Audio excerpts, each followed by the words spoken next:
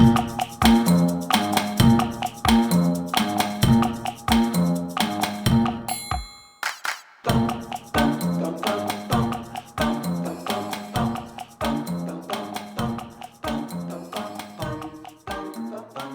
you ready?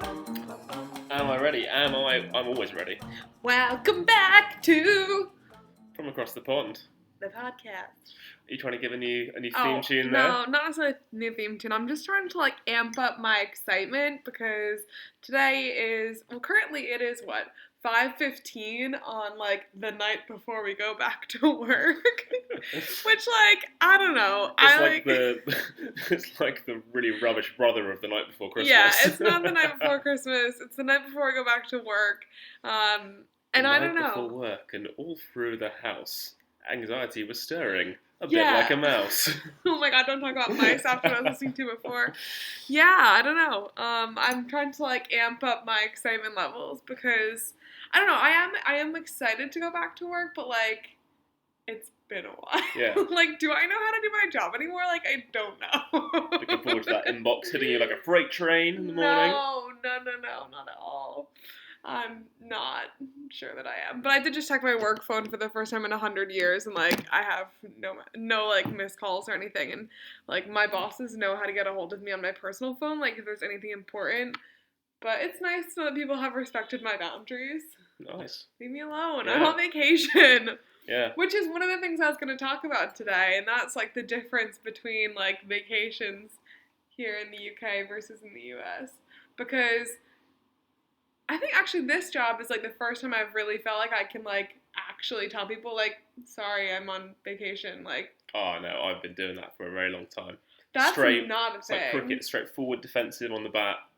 Nah. It's the first time because so the big point I think that will surprise some of our American listeners is that you'll probably already know that in the US. Guess how many vacation days most is average? I didn't know this before I met you, Yeah. but since knowing you and your family who's still in the States, it's 2 weeks, is it? Something like that? 10 days. 10 days? 10 days.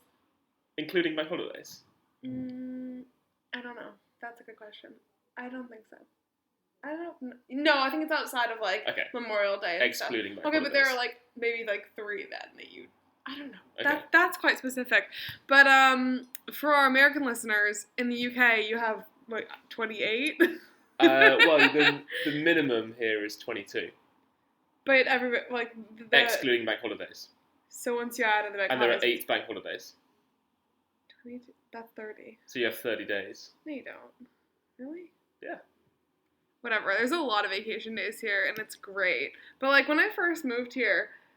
It was such a culture shock for me because, you have these vacation days in the US, but in my jobs that I had before I moved here, if you ask to take a vacation day, people are like, what are you doing? Because it's you're so young in your career, and, if you don't show up for work or you take a day off, it's oh, you're not working hard enough, and, I'm sure, part of that was in my head, but, I know, that's actually the culture, and it's so bad. It's so, so bad. And I've only just, gotten out of that mentality.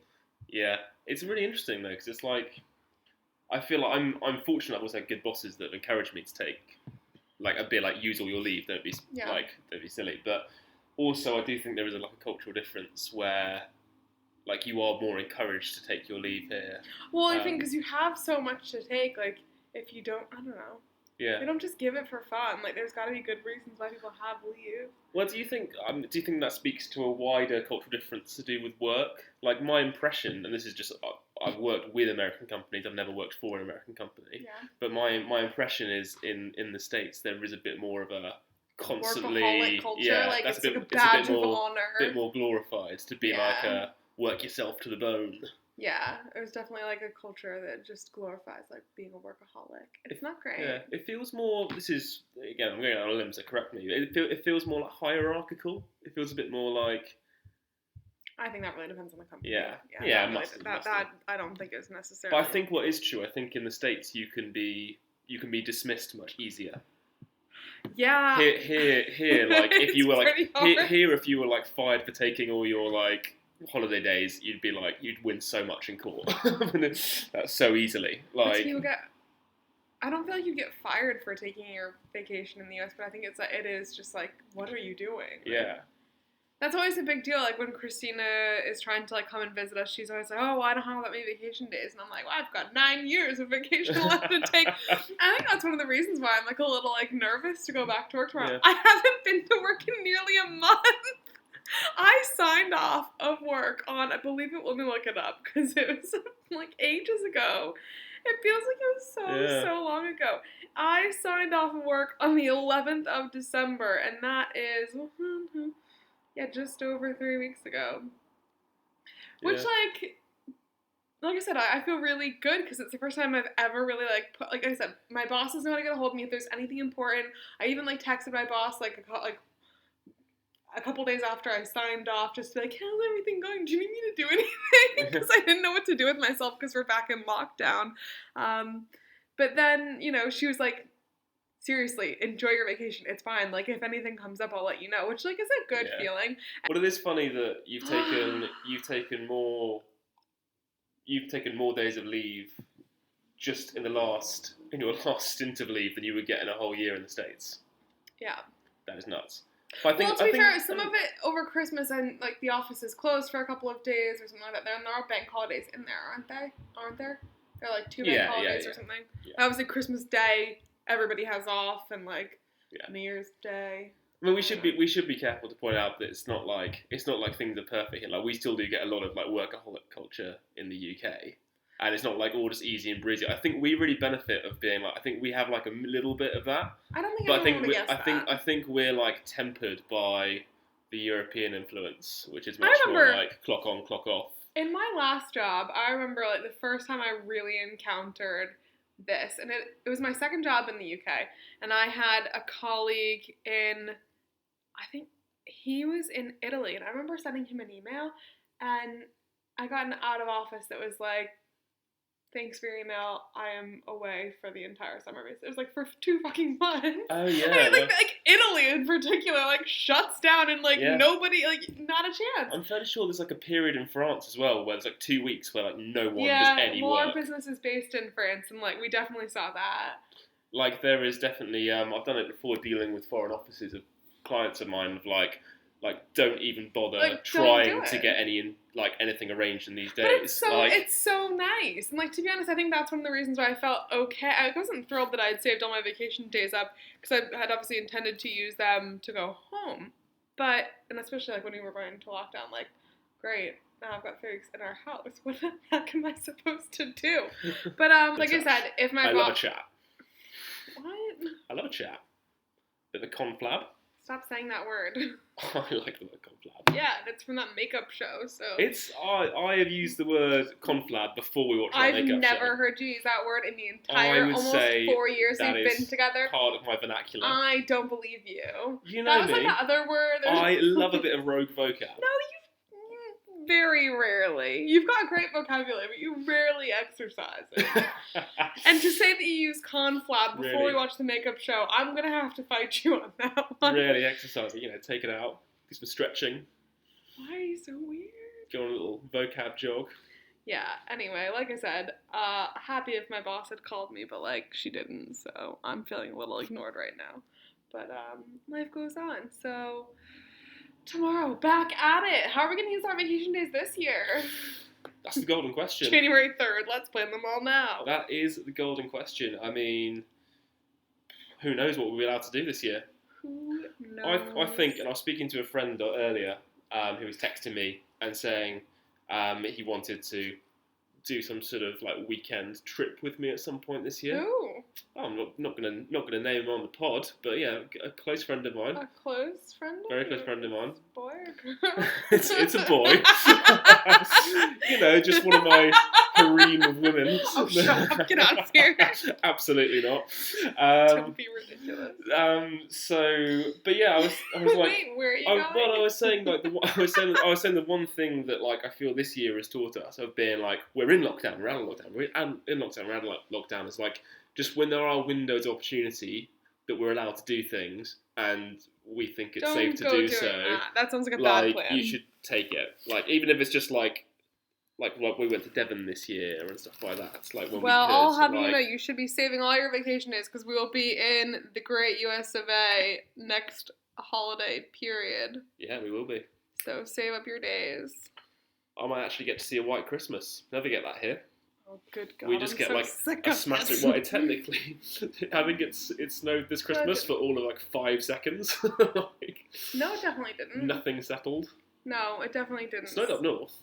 Yeah, but like that's not a white Christmas. What are you talking about? It snowed very briefly around here, but just like literally for 5 seconds, nothing settled and it stopped.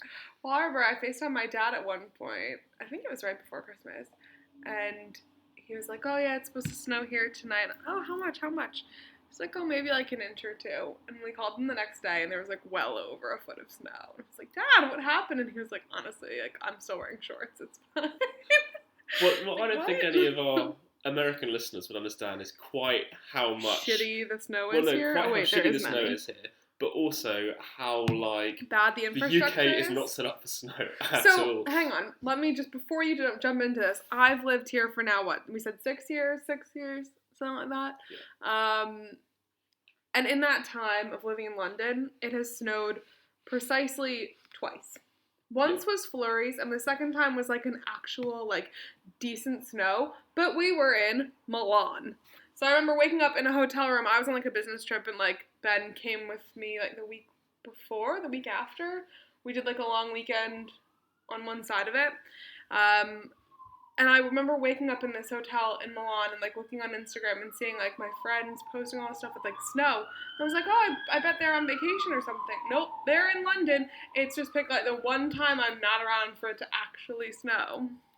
Yeah, well, it snowed another time we were here, and we felt the brunt of it and the lack of infrastructure for it. When? Because, well, I'll remind you, we got probably like an inch of snow, if that, but it was flurrying a little bit. I lied, it snowed 3 times like, since I moved here. Like an inch. Like, barely enough to make a snowball. It wasn't even an inch. Barely enough to make a snowball, let alone a snowman was completely out of the question. Anyway, we happened to that evening be planning to drive down to my folks in Somerset. Your folks? My folks. Not in Folkestone, in Somerset. And so this usually would take a couple of hours max. 2 hours max. Which is what a couple means. Yeah, but... Alright, let's be precise. It's like 2 hours. 2 hours. So off we set, high spirits, bit of snow, shouldn't be much of an issue. How wrong we were. Oh my God. Because of this complete lack of infrastructure of like... It's not even infrastructure, it's people don't understand what to do. It's like when there are geese on like the train tracks and it's like, oh, sorry, everyone's going to be 4 hours late for work. Like, but like, what? There's no like snow plows ready to go. But there's no like. There's need a snow plow for There's no like, yeah. So literally, we got stuck on the motorway because everyone just stopped driving, and no one, and even like the local authorities like weren't confident enough to like get down and sort it out. It took us 7 hours. 7 hours to drive 2 hours worth of. For the sort of amount of snow that in the States like wouldn't even really register. No, like it's not a thing. Like, and it's the same all over. Like, you get like a small flurry and like all the trains run late for like 2 days. Yeah, I mean, to be fair, when I went to university in Virginia, and I wouldn't say it was quite as bad down there, but everybody is a lot worse at like driving in the snow, where everybody was at my school. And it was way more of a big deal. Like, in Connecticut, for a snow day to happen, it's pretty difficult. Or was when I was in school. Yeah, good times. Yeah. I remember, like, trying to drive to work one day, and I had, like, a little sedan at one point, and, like, my office, or the place I worked was probably, like, 45 minutes from my house on a good day. Maybe a little less, probably less.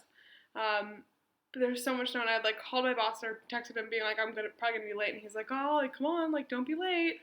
Whatever. And I remember at one point I just like, my car skidded so badly. I was like going completely backwards by the time I stopped. Like, I wasn't going fast. It wasn't a big deal, but there's so much snow and ice. And it was just like, don't be late for work. Like, try not to die, but we expect you to be here. Oh, now see here, we get that. Be like, you're not coming to work for the next 2 weeks. Yeah, it's fine. It's fine. Don't brave the cold. Oh, that was great growing up though, because growing up in like a village, it would be like, so growing up in this village, I used to get a coach to school. When there's a coach, a coach is a big bus, like a nice bus, like not a public bus, like specifically, and it would come through from a town near where I lived. It started there. It went through my village and on to Bath, where I went to school, and it picked up students for 2 different schools in Bath. Mm-hmm. 2 different schools. That's fancy. Yeah, which just happened to be the school I went to and the school my sister went to, which no was way. very handy. It's like my parents planned it. It's like they planned basically, it. Also, they didn't have to drive us around. We could just get on a coach in the village and off we went. But it literally used to be one of the tensest moments of your life when it was like snowing a little bit. Yeah. Because the coach company would never report it in advance. They just didn't have like the infrastructure. Never report what? Like whether they were coming still. Oh, what? So you'd they still could just not turn up? You'd like get in your school uniform. Well, if they decided they couldn't go through the elements, they just wouldn't come. So really? You'd like all get in your school uniform. You'd go like down to your bus stop? Down to the bus stop, and there'd be like a few of you there, like waiting, like praying the coach didn't come. Seriously? Like, if it was still like thinking, and then if it got to like 20 minutes and it hadn't come, we'd all be like, "We're all going home." So it was the bus company that decided if you're having a snow day. Well, sometimes the school would. But sometimes there were, because obviously if like kids live in Bath, they can just walk to school. Yeah. But that is so weird. Yeah. I remember because like ours, and also sorry to cut you off, but also like I feel like my mum just took the view of like, well, if the coach doesn't think it's safe enough, I don't think it's safe enough, so I just wouldn't drive. That is fair. So like wouldn't like I know some of those kids would go home and their parents would like get them in the Land Rover and off they went. And Mum was like, not a chance. We're not risking this in the people mover. People mover. Yeah, because I remember when we were younger, we would find out on the news. So like if it had snowed the night before, we'd wake up really, really early, and you're supposed to like sleep with like a wooden spoon under your pillow and your pajamas on like inside out, and that's like the pray it's gonna be a snow day, like superstition things. So wait, what? Yeah. You sleep with your pajamas inside out. Yeah, and that's how you like hope for a snow day. And a wooden spoon under your pillow. Well, how does that come about? Is that something? It's just like a superstition. Is that widely known? Dude, I have no idea. It was definitely a thing in our town. Could that literally just been you and your sisters? No. It was definitely a thing in our town because I think I have vague like recollections of like bringing it home to my mom and her being like, I mean, okay, whatever, like, sure, because my mom's from California. Yeah, about that. I mean, that. But then you get what you're saying is, if I'd known about this, I could have had a lot more snow days probably. Growing up. I mean, I don't think it ever worked, but good times regardless. But yes, you'd get up super early in the morning, and like if it was a true blizzard, they'd sometimes announce it the night before. Like if it snowed like a foot, they'd call it the night before and just be like, "There's not a chance. Like this isn't stopping." And those are the best, obviously. But, like, yeah, you'd wake up super early in the morning and, like, listen to the news or listen to the radio, and they'd announce it on, like, certain channels. Oh, my gosh. All the schools, like, in the area. Just the dream. Yeah. Nothing is better than a snow day. I don't think kids get snow days really anymore. Like, especially with all, like, the online learning. Oh, yeah, that was... Like, I'm sorry, you're welcome, poor children of today. Like, I'm sorry, but, like, being more connected isn't always a good thing. Like, what a nightmare. I can't, like, imagine me standing there, like, the coach hasn't come, going home and getting, like... Best day ever! And then, like, you're like, right, log on to Zoom. I'd be livid. Because it used to be, like, the whole... Because, obviously, if the village... Best day ever. If you couldn't get out of the village, no one could get out of the village. So everyone would sack off work. Really? There was, like, a big slope. Where is there a big slope? Well, it's, you know the loop that we walk around in my village sometimes. There is a slope on that that's known as like a big slope. It is not a big slope. It's known as like the tobogganing hill. So like everyone would go up to that. Cute. Fashion toboggans. I remember my. What do you mean fashion a toboggan? Well, we didn't really have one growing up. We used to borrow his people's, and then one year, Mum went out and bought a like plastic one. Yeah, like a saucer one, a circle. Yeah. Those ones are so But by this point, I think I was probably about 15. Yeah. And I think I was already about 6 foot by the time I was 15. And I went on one run on it, and my arse went straight through the bottom of it. I hit a bump and was just like, absolutely like posting myself through the bottom of this thing. Yikes. Yeah. No, we had like this one hill at the elementary school I went to for a couple of years actually, and that was like a mega hill. It was very impressive. It's great. Massive hill, and it's like the length of, I don't know, 9,000 fields. It was a lot bigger, obviously, to me back then. But oh my gosh, like the whole You'll go town, now, it'll be like a small incline. Well, you get how the town is called Ridgefield. Like this is on one of the ridges. Okay. So it's like quite substantial. Okay, big time. Big enough to be the town named after it. I like that. I don't think it's after that particular ridge, but the one across from it, yeah. Okay. But just like the best hill ever, like half the town would go there. It's just great. It's so good. But you need to get like the inflatable ones or like the big ones that are shaped like a Pac-Man kind of thing, maybe. Yeah. And not Pac-Man, the ghost from Pac-Man. And they have like the really, really slippery bottoms and they have the handles in the front. Those are the good ones. Yeah, I think people don't have like a specialised things here because obviously it barely happens. Yeah. Like, do you think they have it up north, or are there just no like? Maybe. I mean, some people had like the old like wooden toboggans. Those were always really good. Or like the metal bottoms. Yeah. No, those do not work. Although one year on that same slope, there was a bit of a disaster because I remember someone got a mechanic in the village. Yeah. Got a hood of a car. And that like 3 kids sat on the hood of the car and absolutely flew down the hill, straight over the river and into barbed wire. Stop. luckily, I think they were all okay. There were no like serious injuries, but I mean, like this is like an organised event. Like, it's like people in a field in the middle of the countryside. Like, the hood of a car. I don't know. We've never had like. You sound like you're like growing up in like the saddest like Charlie bucket life. Yeah, but I know you never. But also because you don't have snow, no one knows like how it works. So everyone's like, no one knew that was going to absolutely like zing it out there. That's ridiculous. Yeah. Well, actually, by talking of sledding, my dad told us a good story about sledding. Were you here for that the other day? My dad was talking about a sledding story when he grew up, which was when his. Similar to a slope, his younger brother was put on a sled, and my granddad turned around for a second and turned back, and the sled was gone, hurtling down this hill, and tracking straight towards a massive tree. I believe it's an oak tree. An oak tree? Well, you remember better detail than me. Why am I telling the story? And then my granddad showing all of his rugby playing days. From back when he was actually quite serious back in the day. Okay. Managed to sprint after it and diving tackle my now uncle off the sled just before it hit the tree and burst into a million pieces. It didn't burst into a million pieces. Well, that's the story I've heard. Wasn't there. Right. Wasn't there. Like I said, my fair. uncle was a small child. Burst into a million pieces. Yeah, but you know what? If it makes a good story, why not?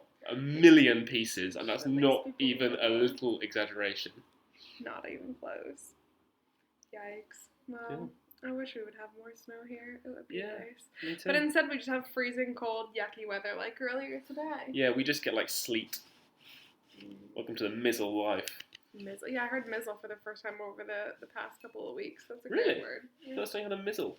Yeah. Well, for anyone unfamiliar, it's like misty drizzle.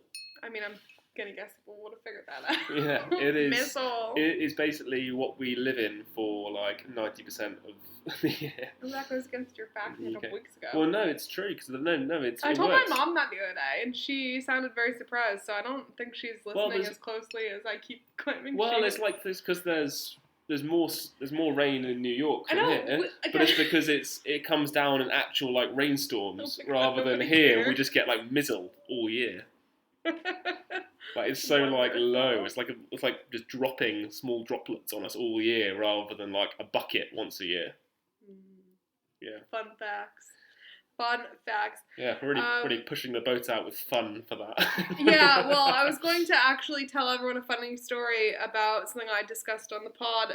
I don't remember which episode it was. But when I was telling everyone about how like the appliances here are horrible and like heat and everything. And here's a perfect example. Yesterday, I got a wonderful package from my dear sister of all these wonderful goodies from Lush. So I was like, cool. Was it pretty lush? I'm going to take a bath. And I'm going to use one of these it wasn't a bath bomb, but it was, I don't remember what it was. But really cool. It smelled like citrusy heaven. I was so excited. So it was like the middle of the afternoon, which like is a very random time for a bath, but like, yeah, why not? Hey, So, you're on vacation. Live your life. I was on vacation. And it was a Saturday. I mean, It what was a more Saturday. excuse do you want? Well, so I went and I ran my bath and I threw in this not bath bomb thing and I like wiggled on it and I was like, oh shit, like it's kind of cold in here. And I remembered this country, you have like preset times where your water heater goes on and off. And because I was taking a bath in like a non-conventional like preset water heater time, like we ran out of hot water like halfway through running my bath. So I'm sitting there. Although we're audio only, for anyone wondering, Melissa is looking at me like I'm personally responsible for the hot water system. You did set it up. No, totally not your fault. But so I like get in this bath, and like I said, it must have like run out of hot water about halfway through because there is always a bit of a reserve, I think. But yeah, well that is the idea that you heat up the water. And then that hot water lasts in the tank until the next time you heat water. Whatever, it's stupid. Whereas, like in America, you can just have hot water whenever. Can I finish my story? Yeah, but I think that is a thing here as well, just the system we have. But I feel like that's quite normal and quite common. Yeah, true that. True that. So but anyways, so I'm sitting there in my like lukewarm bath, which is supposed to be like amazing because I've got this fancy lush thing in there, whatever. And I'm just, this isn't cutting it. And it starts going like ice cold straight from the tap. And I'm like, oh, fudge. So you saved the day. To the rescue. Ben decided that he would help me out. And he started boiling kettles of water. And bringing them to me and just dumping them into the bath. And it helped, but... Yeah. It was a throwback to Victorian times. Yeah, I was texting Christine about this, and she was like, how is this happening? This is 2021. Like, why are you guys living in this Stone Age? And that, like, it is quite a common thing here. Like, that just would not be a thing. I bet the Victorians had all sort of problems with their bath bombs. I'm sure. It wasn't a bath bomb. Bath stick. It's like a bubble bar or something. I don't know. It smells so... Go smell our bathroom right now. It still stinks of it. It's great. I mean, when I came in to help with the kettle situation, the water was like fluorescent blue and a little bit green. It was a mermaid tail something. It smells really nice and like... Was it made of real mermaid tail? Definitely. Yeah, that's what I've heard. To bits. Yeah. Lush, hacking up mermaids. You're making me think about that story I listened to earlier. Hacking things to bits. Hacking to bits. Yeah, about that. But anyways. Reminds me of that old Swiss football player called Hacking Yakin. Right. That's lovely. But yeah, so if you plan on moving to the UK, make sure you set your water heater times to a larger time frame than you might otherwise think. Just synchronize your baths with the hot water time. No, because the thing is, you did go in and you hit the override button. And like nothing happened. Yeah, but it takes time. Then I did a timer on my phone before you even brought me the kettles, and I did like a 5-minute timer and then a 10-minute timer, and I even think I did a 15-minute timer. Nothing. Yeah, but it's got to completely refill a tank of hot water. But then that will take a stretch. Okay, but then you went and did like I think you gave me 2 kettles of water, and then like after that I was like, okay, this is all right. Like we can work with this. And I sat there for a little bit longer, and then I was like, oh, I need more. So I went into the kitchen and I did 4 kettles of water, and then went back and like even at the end of that bit, like I tried to turn the hot water on again, and like nah. So disappointing. Not happening. Well, you are very welcome to go and have a look at the programming yourself. No, I'm good. If you want to hit it up. I haven't showered Have I showered? No, I haven't showered today. Have I? No, I haven't. So I'm overdue for a shower this evening. Yeah, we can all tell. Right then. You're one to talk.